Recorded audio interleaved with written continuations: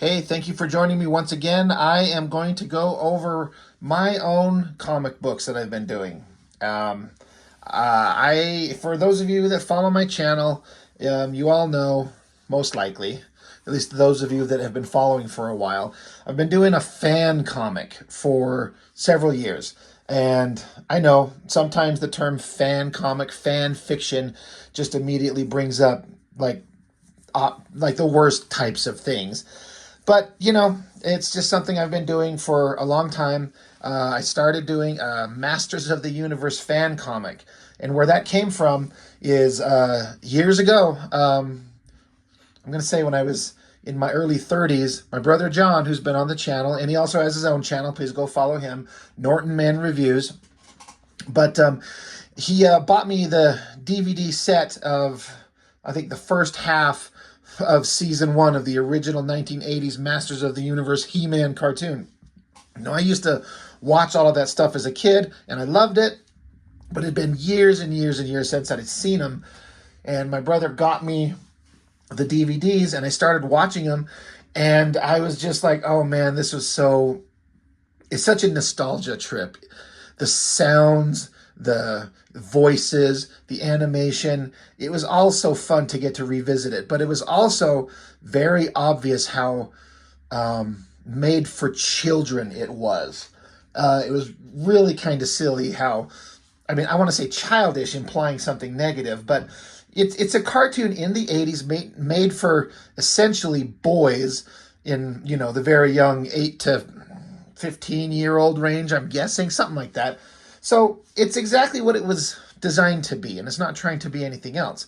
But me, as a guy who's been an amateur wannabe comic book creator all my life, I can't help but start coming up with stories. And so, having watched the He-Man stuff, I started coming up with stories. What if this, or what if that? And I started coming up with some ideas that I thought were interesting. I've heard a lot of people say this type of stuff where, especially someone like, I've heard Kevin Smith, for example, say it. He's like, just make the thing you want to see. And I was like, you know what?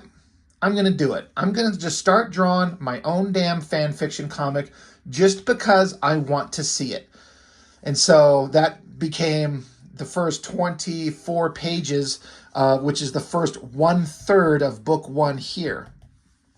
And I also used it as the means to practice the craft. I was going to do it on the best possible paper I could get my hands on. I was finally able to get some decent comic book paper. I was going to use the best pencils, the best inks. I was going to put forth my best efforts.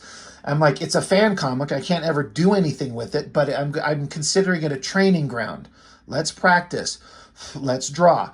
And so I started making it, and it just kept going and going, and I kept coming up with more ideas and more ideas, and it's turned into this whole big run of comics. Volume one right here, it's 80-something pages long. I got all kinds of story ideas going on in there. Some stuff that I'm really proud of. And then it went on into book two. Again, I think there's a lot of really interesting, fun stuff going on in here. I feel kind of awkward saying that I think it's really good because it's my own book, and I don't want to be, I don't want to sound egotistical, but I think the concepts are interesting, and I'm doing the kind of thing I would want to watch. And why make it if you don't think you're doing something interesting? So that's what I mean when I'm like, I think the ideas in here are interesting. I think people might find this entertaining. And I haven't really had any negative feedback from anybody. Everything that I've been kind of told has been overwhelmingly positive for the most part. There's been a few people who saw them and felt like the tone didn't fit what they thought that it should be, because my version of these books is a very adult, violent, more Conan the Barbarian version. Everything is based on the characters from the 80s cartoon. But I take it in a very serious, like, people die. There's violence and characters are done with, and I'm changing things around. I'm just making the story I want to see. I kind of think of it as like a big animated movie or something like that. And this is the version of the characters I'd want to see. And another interesting or kind of relevant part is that so many of the characters, especially some of the secondary or third-rate characters in the stories, they never had any character at all. They're all a gimmick to sell a toy. So, so I started adding my own characterizations and backstories and character traits to some of them because, again, I'm basing this only off the 80s cartoon, which is the only version of He-Man that I care about, really. And like some characters are only ever in one episode and they never had any kind of backstory. So I just started giving them my own backstory and I feel like I've made something interesting. So these are volumes 1, 2, and 3. And this is kind of a complete story in and of itself. This is the main story that I had originally kind of come up with. And there was a time I'm like, there's no way I'm ever going to get this stuff wheeled into reality. It's just so long. It's going to take so long to do. But you just sit down and you just start going, just start creating. And eventually I got this, all this right here is the story that I had come up with. Now, I got to make sure I mention that my brother John helped me with the art and in some story points on all of these. It started out as a small contribution just to draw a small chapter, but then he started building on some certain things and added to the story that came out and made everything better overall than what I had originally planned. So, but these are the original 3 volumes, the original story that I come up with. But then I just kept going. I kept thinking on, and I kept coming up with more ideas. And I wanted to focus on some more of the secondary characters, which made book 4 right here. And this one, like those other, the first 3 were done with assistance from my brother. This one, 100% me. And it's something that I'm really proud of in that it's me kind of taking these characters and building on the story that came before, but I'm just adding more, and the story is getting bigger and more interesting and more elaborate, and I am really excited for the places that this story is going to go. And I created this whole thing myself, writing, penciling, inking, lettering. It's all me. For good or bad, it's in here. And what the story is in this one, now I should also mention, I've got videos on all 4 of these books on my channel where we go over them. My brother sat in on some I just do by myself. But the basic premise is after the end of the first 3 books, the basic premise is that these books focused on the final battle between He-Man and Skeletor and ended with lots of death, lots of destruction, He-Man getting horribly scarred and doing some terrible things because he was so upset over the things that Skeletor did. I'm trying to not get too much into it because if I start explaining it too much, it'll go on forever. But there are videos going over all of these. But basically, it's the final battle between He-Man and Skeletor, and it changed the Masters of the Universe world. And so now the fallout is, how do the other characters in that world react to that? And the basic premise that I come up with is, I have a team of what are now, in my story, former villains. Fisto, if anybody knows the Masters of the Universe story, his first episode he was ever in the animated show, he was a bad guy, but his encounter with the heroes turned him into a good guy. He changed his ways. And then he was in, 3 or 4 other episodes in the show, as always a secondary character, but a good guy. She-Ra here, when she was introduced, she's got a complicated story of being kidnapped as an infant, transported to another world, and raised by bad guys, and was basically a bad guy until He-Man, her brother, showed up and freed her from the spell, and then she took the mantle of She-Ra. So she's basically started as a bad guy, sort of. But you got here Jitsu, Trapjaw, and Strongarm. All bad guys. But the idea is, minus She-Ra, she's in here because she's a big part of the story. But these 4 guys, Fisto formed a team of former villains who are reformed and trying to change their ways because after the fallout of the battle of He-Man and Skeletor and the destruction that took place and people who died, these bad guys were like, oh, we're no match for He-Man. He'll kill us, which is something that happened in my books. So they're like, all right, we're done. So Fisto formed this team of hired muscle, to go around taking jobs, helping out people, and can he keep them together and keep them on the right path? That's the basic premise of it.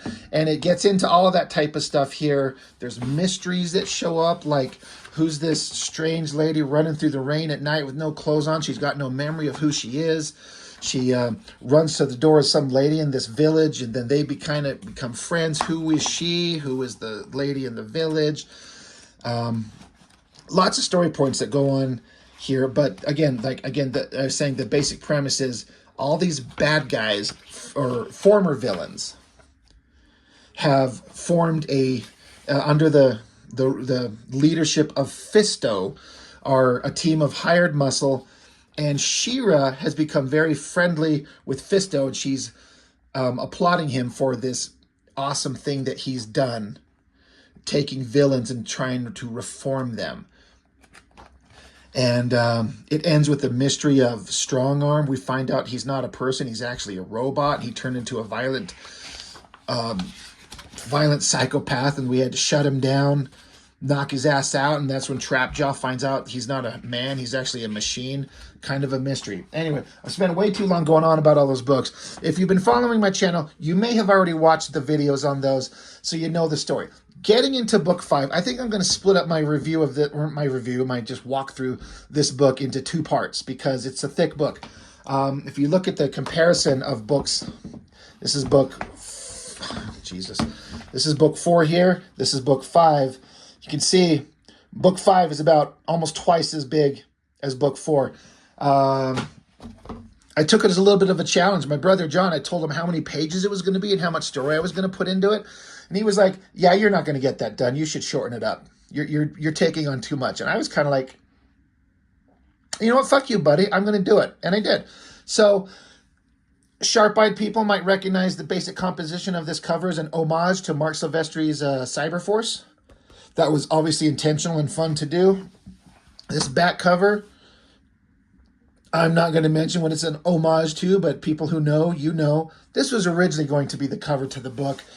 And I think the colors did an amazing job on here. I really like the vibrant colors on that. But I opted to go for a kind of a traditional group hero shot. So anyway, it starts out, Master's End, Volume 5, Strength and Honor. Story and art by me. There's a chapter in here by Jessica. We all know her from my channel. She does the lives with me all the time. She wrote a chapter in this book, and I was very happy to have her help me out. And production assistant Richard McLean. So at the end of the last book, you know, after everything that went on, I decided to take a moment and show a splash page of all the main characters. I call them the Gauntlets. This is the name I come up with that the team of hired muscle that Fisto here has created. People just refer to them as the Gauntlets, kind of like because of Fisto wears this giant metal glove on his arm.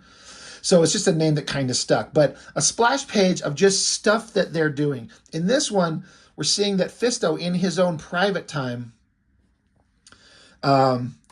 he is writing poetry. He does some creative stuff in his own time, in the dark. I thought it was an interesting thing, kind of an unexpected thing.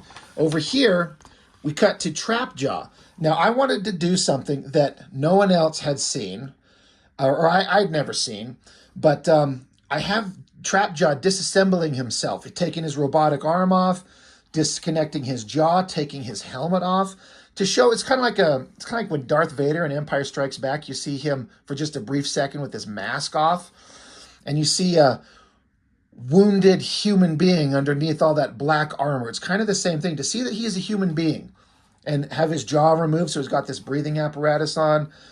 And he's going over like a personal log, talking about in his log, going over different things, specifically about how Fisto is concerned that they're not going to be able to control Strong Arm anymore because they found out he's a robot, and Trapjaw said that he can install a command and control program to control this android robot.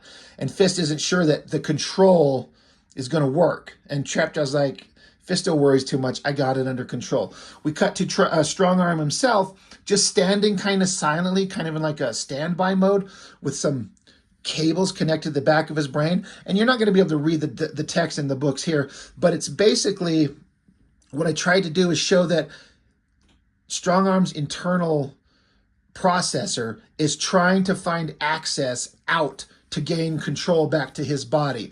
And it's like access main program, security, denied, access secondary systems, denied, access interactive menu, denied, denied, denied, denied, denied, denied. He's actively trying to regain control of his body. And the idea is that they don't know that he's trying to do that.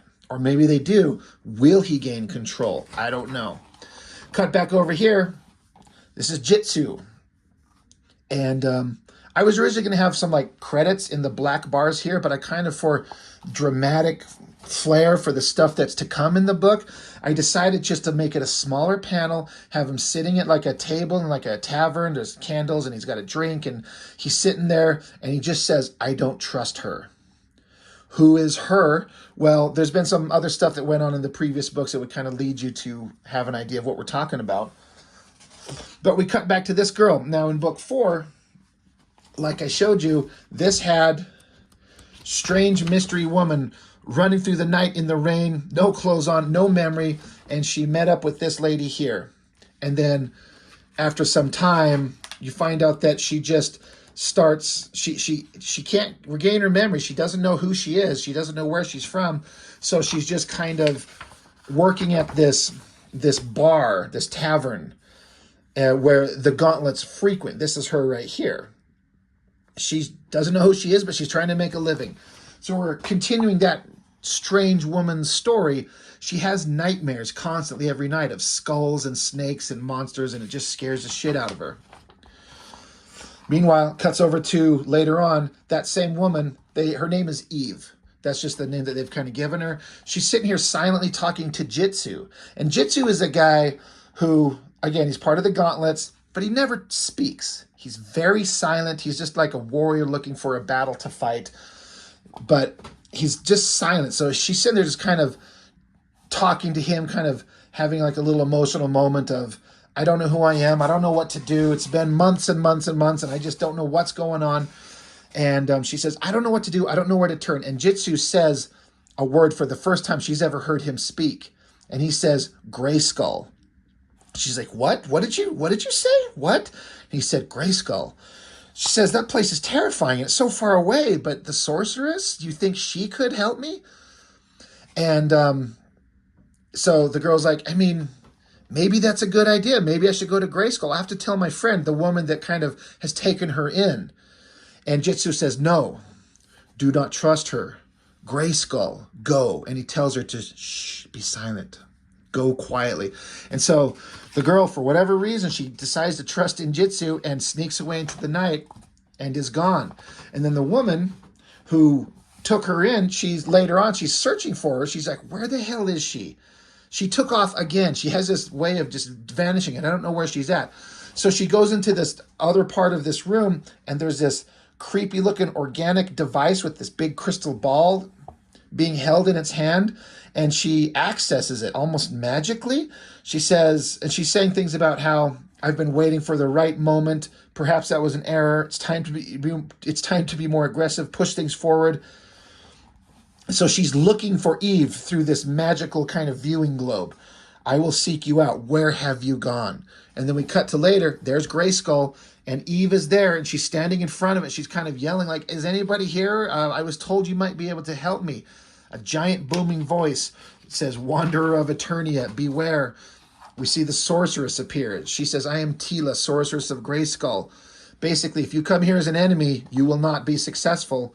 And Eve says, I need your help. I was told to come here. So, all right, she's allowed in. They introduce each other. And Eve says that I've got no memory. I don't know where I come from.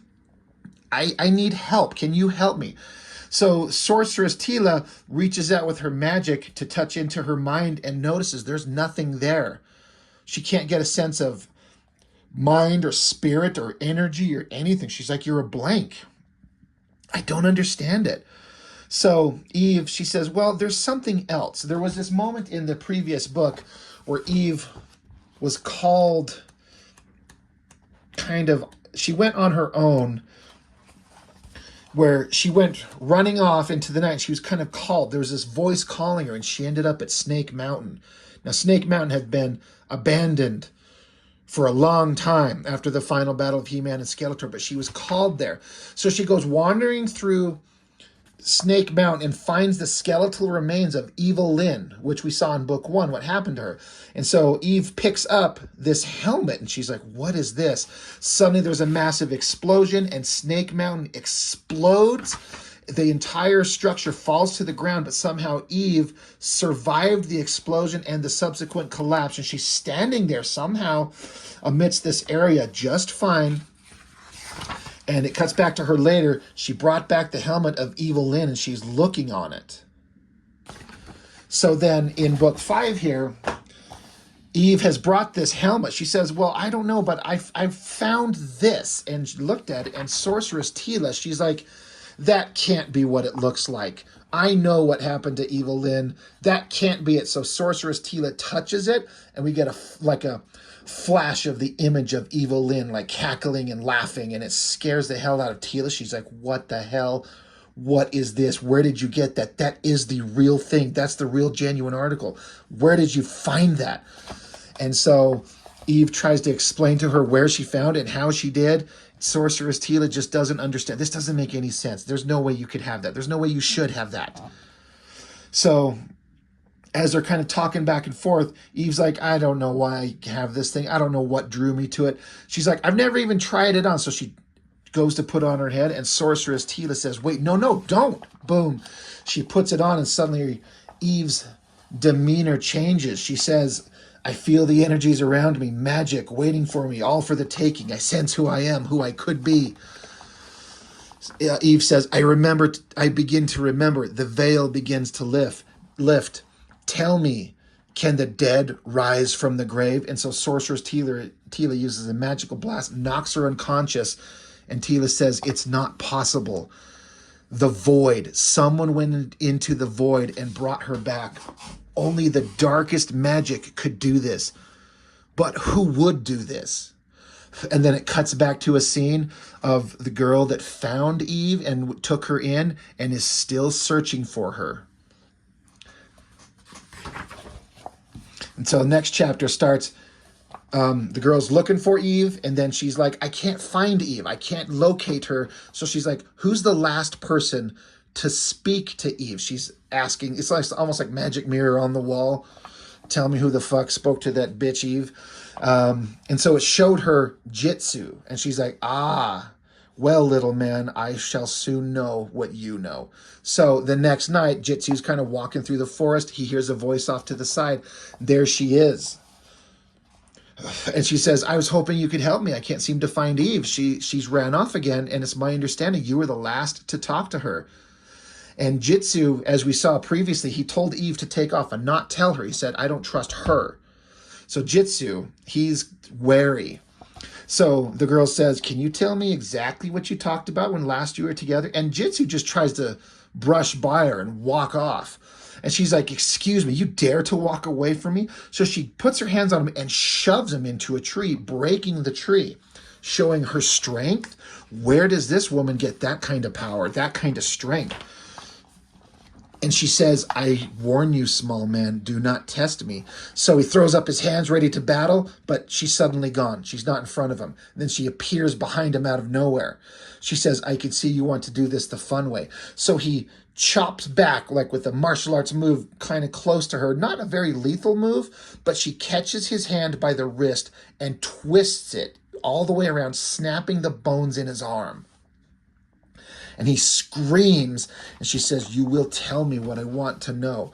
So then Jitsu, with his other arm that's free, throws a sharp, hard, pointed finger strike to her throat. Blood coming out of her throat, and then he does a backhand fist to her face, knocks her to the ground. Now that kind of shot done right will kill you. And that's my intention to show. It was a killing blow. Jitsu hasn't had much opportunity.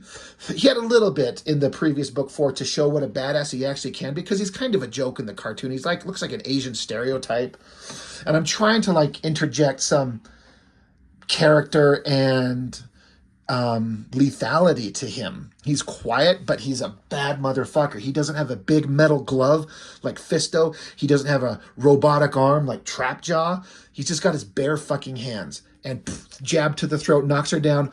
He's got his wounded, broken arm tucked up under him, but he's standing there. But suddenly the girl stands up, grabs him by the throat, and she's like, all right, well done. But this time we're going to do, well, I'll be more direct. And so fire erupts all around them. She says, fire, Jitsu, a most unpleasant way to die. Tell me what I want to know. He's grunting, through the pain of being gripped by the throat. She's incredibly strong, fire everywhere. She says, the fire doesn't hurt me, but I promise it will burn you. Tell me now. And so he finally squeaks out the word Grayskull. And she's like, no, you did not. She's like, that will undo everything. For that, you must burn anyway. So she drops him into the fire, stomps off, saying the sorceress will change her path. I am undone. No, I must move quickly now. I am ready to summon the gods of Eternia and the void. There are still possibilities. And so the woman, her name's Shaori is her name. I keep just not mentioning her name, but Shaori is her name. She flies off into the night. Meanwhile, Jitsu is trapped in the fire, burning. That's where that chapter ends. I do my books weirdly, differently, where I have them in chapters, and it's, 4 pages, 8 pages, 12 pages, whatever. And then like it's chapter 21, the first step, and then it's end of that chapter. And the next page is chapter 22, Saving Grace. It's just a thing I come up with I kind of like. But the next chapter, it's Trapjaw and Fist. They're walking through the town, and they're saying, Trapjaw's saying, I can't find him. And Fist is like, why is this a problem? Trapjaw says, Jitsu usually meets me for a drink. He didn't show. I've been trying his communicator, no response. Fist says, yeah, but Jitsu also likes to take off on his own. It's not that strange. Trapjaw says, look, something's wrong. I need you to trust me. Fisto's like, all right, what do you want to do? And then they notice off in the distance, as they're walking through the town, off into the night, in the trees, there's a glowing light off in the distance in the tree. So they go running towards it, and they see a giant burning fire. And as they look closely, there's someone in there burning. And Fisto, he's like, holy shit, no. Out of the fire, screaming, comes Jitsu.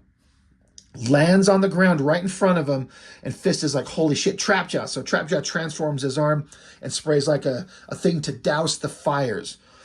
And they're like, what the hell? He's burned everyone. No one could survive this. And pick him up. We got to get him to medical help. So they're back at their own Trapjaw's compound. And they've got a local doctor there with them. And the doctor's like, look, this is beyond anything I can help with. Even the most advanced medical facility can't help him. Because he was saying 3rd-degree burns over his entire body. He's in a coma. So Fist is like, well, what the hell do we do? And the doctor's like, unless you got some magical solution, I don't think he'll live more than the next couple hours. I don't know what's keeping him alive now.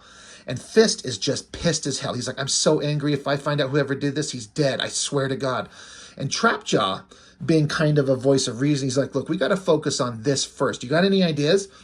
So Fist says, just one. I didn't think I'd need to use this soon. In book 4, I introduced this idea right here at the end.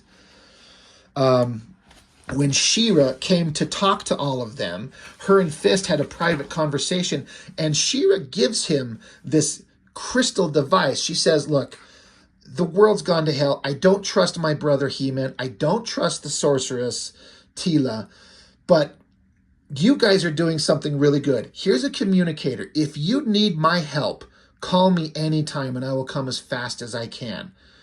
And, they hug each other, and there's a bond, a friendship growing. So Fist, he gets out that communicator. He's like, She-Ra, we need you. And she's like, I'm here. I'll be there as quick as possible. So soon she shows up, and she's like, what's going on? What the hell happened? And She-Ra has this ability that was introduced, I think, it was the first episode that She-Ra was ever in the original cartoon. And I don't think they ever expanded on it, but she was able to touch or heal by touching.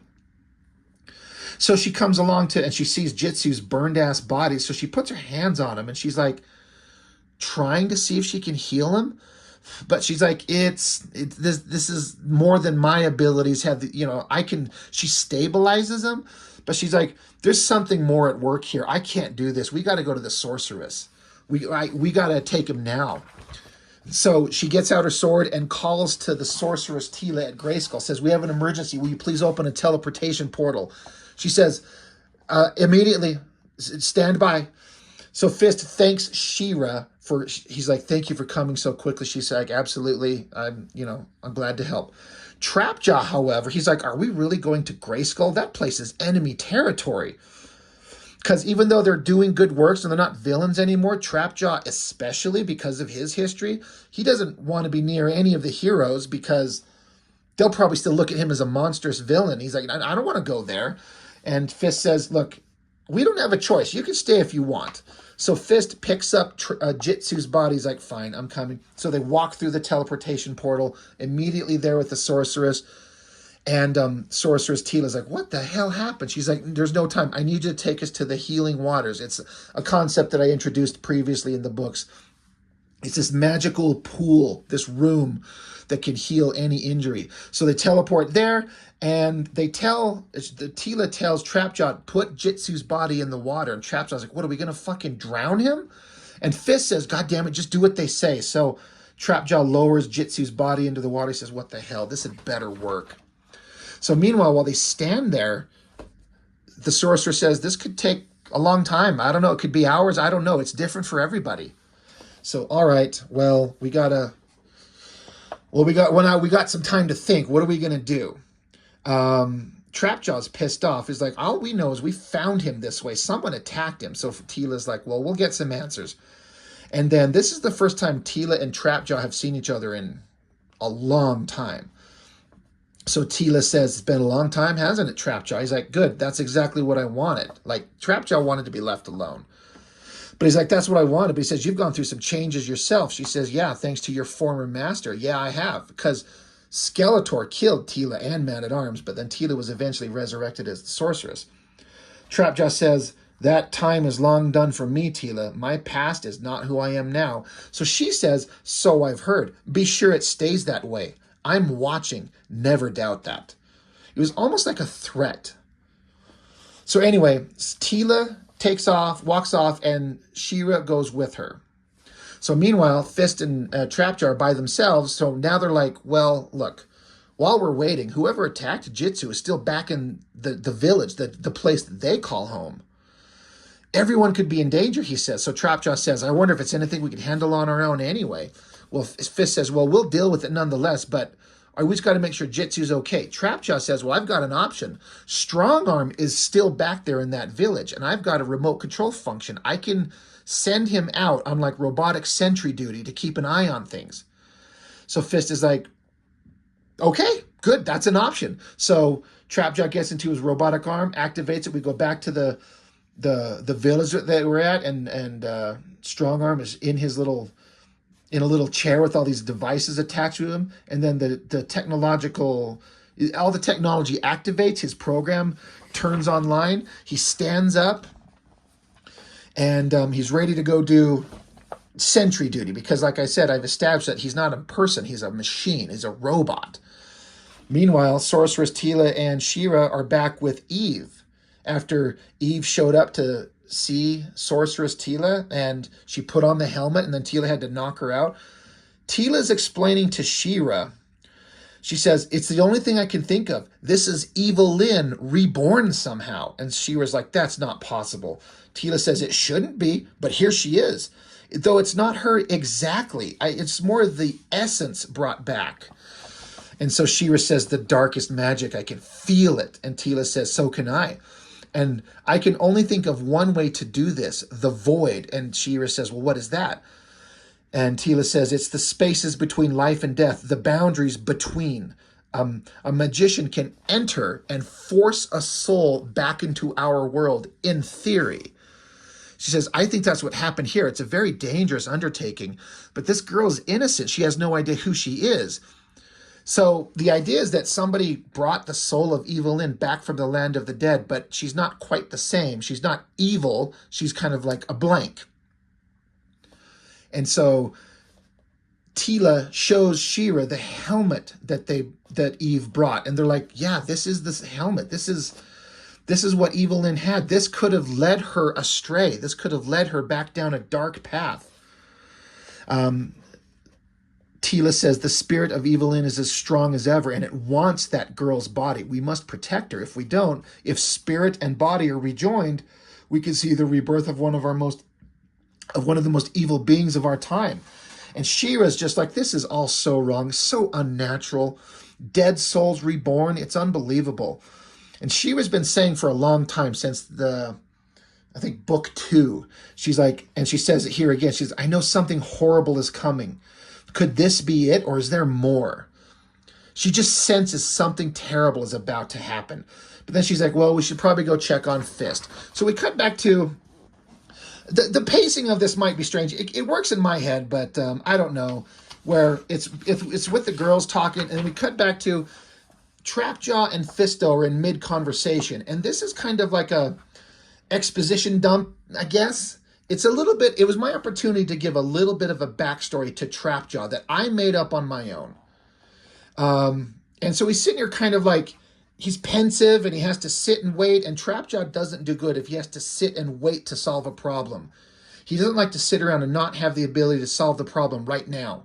So if he has to sit and wait, he's agitated and frustrated, but he's having a moment where he's kind of opening up to Fist.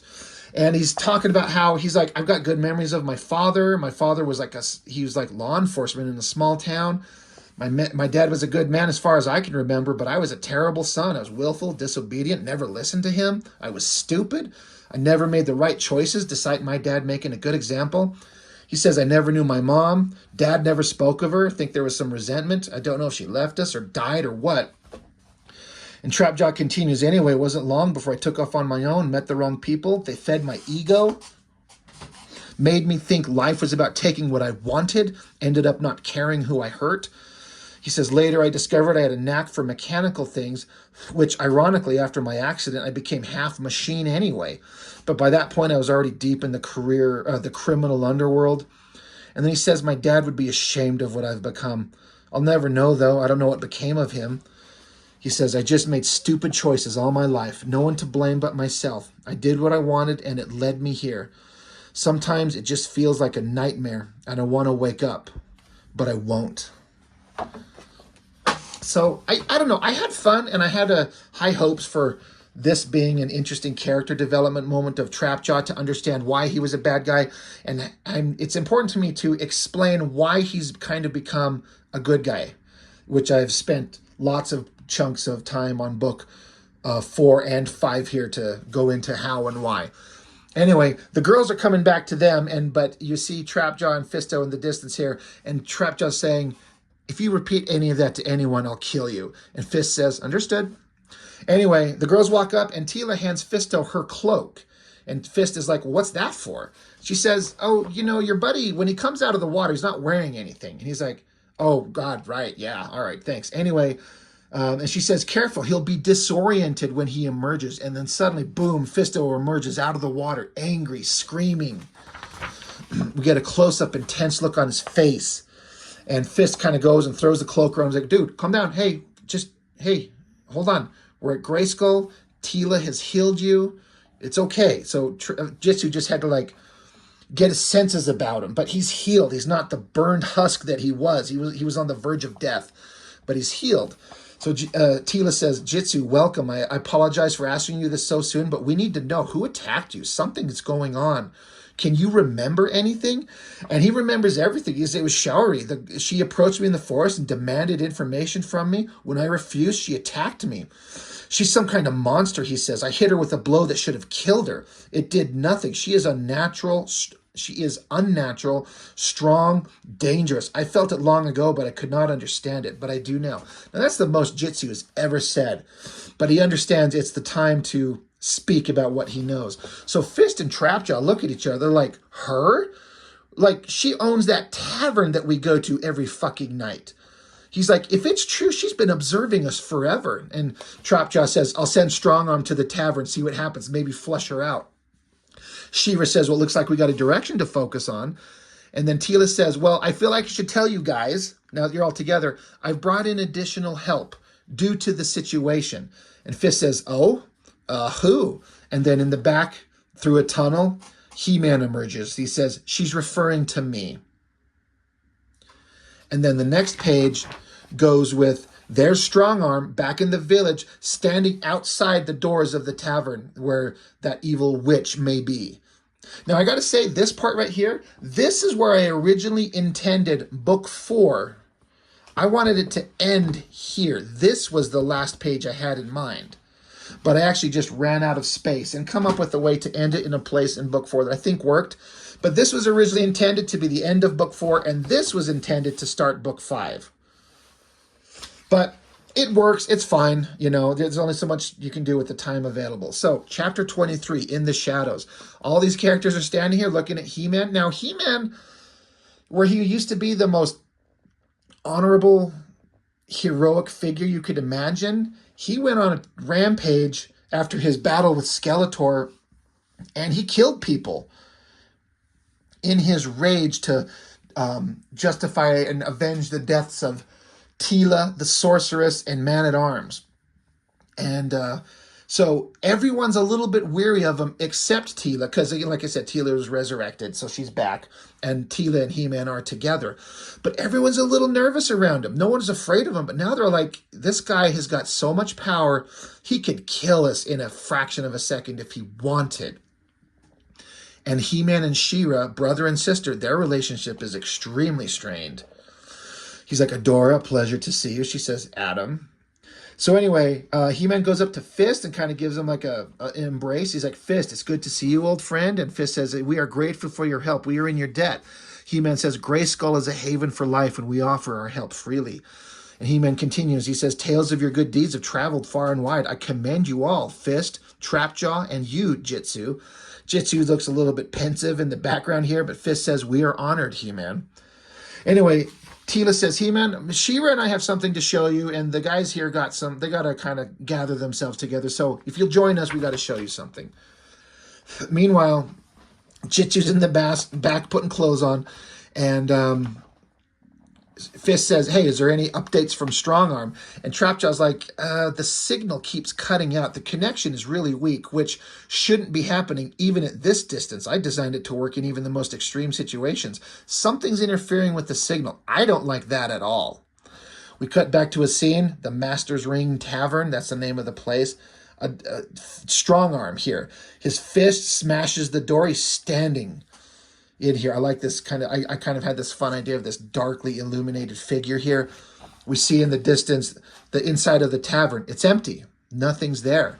But then Strongarm's like, wait, motion detected. He turns to see something. It says, stop, do not move. A bright light engulfs him. Cut back to Grayskull.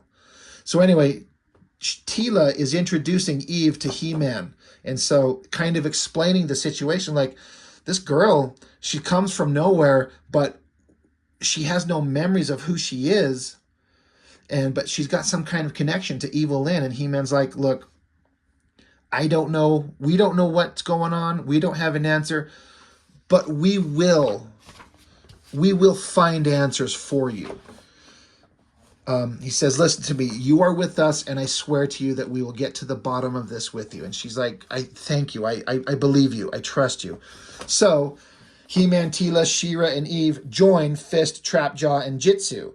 And they're like, what's going on, guys? And they're like, and Trapjaw's sitting there saying, there's something going wrong. I'm telling you, something's wrong.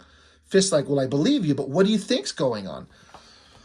And he's like, the signal's getting jammed. I can only get in flashes of information. So Trapjaw uses his robotic arm, and he projects a holographic projection of the signals that he's getting. So there's no audio, but they can see some images. Basically, they're seeing through the eyes of Strongarm, who's back all the way in the village, which is hundreds of miles away. So we see Strongarm's fist and flames in the background. We see tables and struts and parts of the building on fire. We see Strongarm moving stuff out of the way. We just see flames. And then in the flames, this like monstrous shape. And then the video just cuts out. It's done. And so they're like, holy shit, what did we just see? He-Man's like, what was that at the end? Fist says, I saw it too. She-Ra says, a monster? Trapjaw says, something's going on. Fist says, agreed. We need to get back there now. Sorceress, will you open a portal back there for us immediately? She-Ra says, wait, don't you think we should find out more about what's going on, about what we're dealing with? Fist says, that's your department. We're going back to our home to deal with this. She says, all right, well, I'm coming with you. I'm going with you guys. So Teela opens up a portal, and Jitsu hands the sorceress back her cloak. She's like, thank you. And Fist says to She-Ra, is like, you don't need to do this, you know. She's like, I'm coming with you. You're going to need my help. He's like, thank you. And so they all walk through the portal. Now, not to kiss my own ass, but I was actually really happy with the way this panel came out of them, this extreme lighting and them walking through the portal, these kind of like black shapes. I had this idea, and I feel like I pulled it off exactly like I wanted. Anyway, so Fisto, Trapjaw, Jitsu, and She-Ra go through the portal. He-Man just kind of watches them go. Teela says, He-Man, are you coming? And Adam's just quietly saying to himself, be careful, my sister. Back with the team, the portal opens up. They come charging out, ready to take on anything. They look at the tavern that we just saw previously, right here, complete and intact. It's smashed to the ground, burning in rubble. So they charge forward. Fist says, let's sweep the remains, boys. Let's go. They charge inside there. Trapjaw says, sensors don't detect any movement. Fist says, this is the last location of Strongarm, right? And Trapjaw says, he was here at last communication. She-Ra says, something is still here. I can sense it. So they keep walking through the rubble, and Fist says, up ahead, do you see it? And this, I kind of like this panel of them kind of like walking through this rubble.